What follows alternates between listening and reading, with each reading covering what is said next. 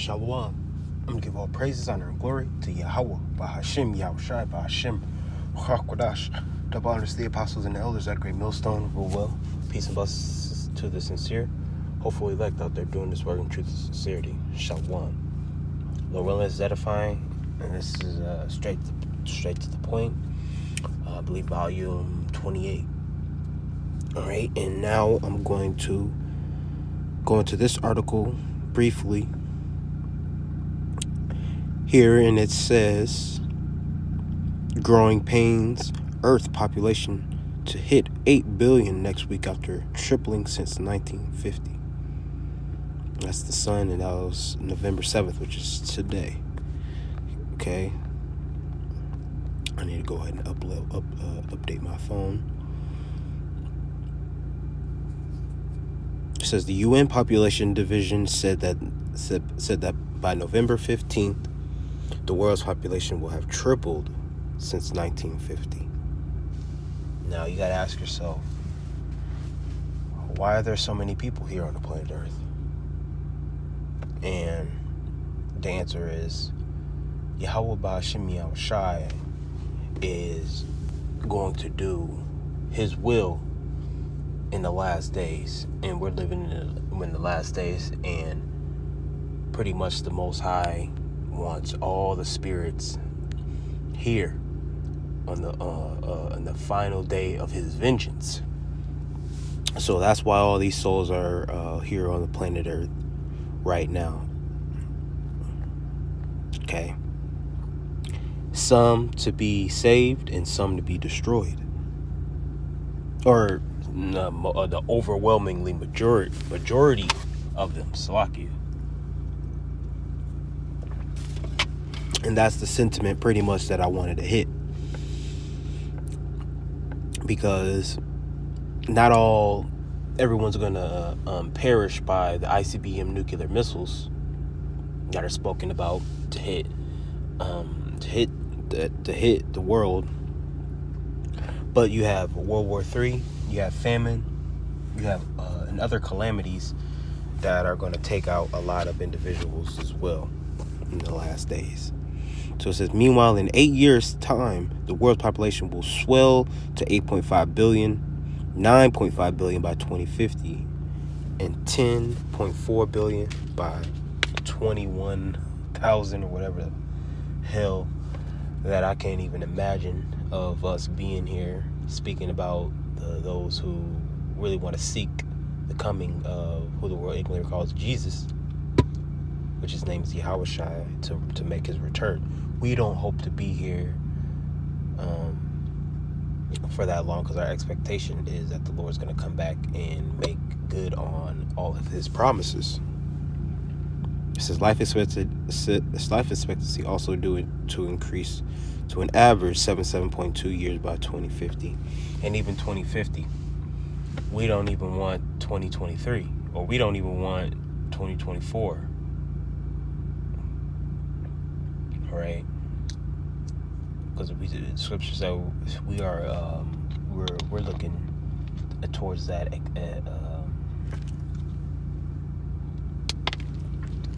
So we're looking forward to that.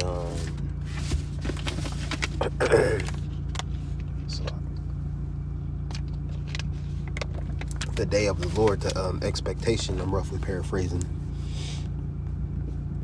there's a lot of Jakes being born. So this is the book of 2nd Ezra 9 and 22, and it reads, let the multitude perish then which was born in vain, and let my grape be kept and plant, for with great labor have I made it perfect. So that multitude perished, then speaking about you Israelites out there, and you Edomites and you other nations, the multitude, those a lot are that are non-believers, they're going to perish that were born in vain. Now, they were born in vain because they didn't serve our power, Yahweh Shem Yahushai, with truth and sincerity. They didn't do that. So their life would be a vain life, a purposeless life. So that 8 billion, 9 billion, a good bulk of them are just going to be eviscerated, because this, with reincarnation spoken about in the scriptures as well. These people have been here before. So the Lord brought them spirits back for his purpose now. So this is going to 2 Peter. I got 2 in 2 Peter. 2 Peter 2 and 5. And it reads, "And spare not the old world, but save Noah the 8th person." Noah was out there laboring, looking to that day where the Lord said it will rain and it was going to flood, and the people were going to perish because they rejected the word of the Lord. When Noah was out there hearkening to our people, you so-called Negroes, Latinos, and Native Americans. And we're coming in the lot of Noah in the last days.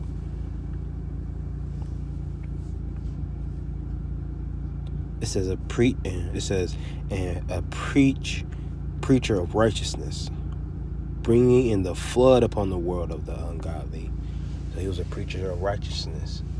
He was preaching the coming